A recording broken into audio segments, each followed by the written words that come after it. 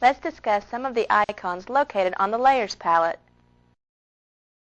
As we mentioned earlier, the eye icon indicates that the layer is visible. To hide a layer, we click the eye icon next to that layer. We'll click the eye icon next to the border layer, and the layer disappears from the image.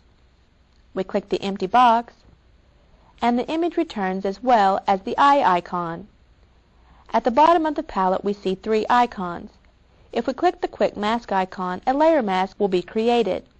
If we click the page icon, a new layer will be created. And if we click the trash icon, a layer or layer mask will be deleted. Let's merge some layers.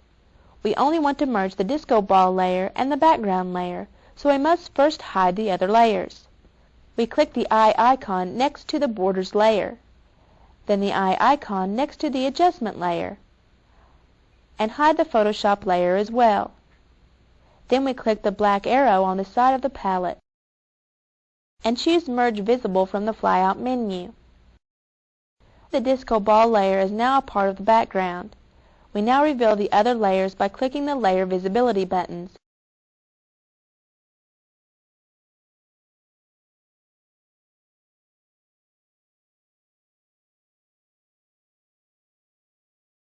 When we are finished with the image, we'll want to flatten the image.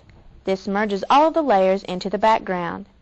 This not only allows us to save the file in a format other than Photoshop, but it also decreases the file size dramatically.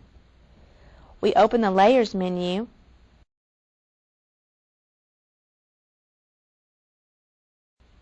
and choose the Flatten Image command. Notice that all of the layers, including adjustment layers, are now part of the background. Let's save this file. We click File in the menu bar. Then choose Save As. In the Save As dialog box, we'll name this file Final.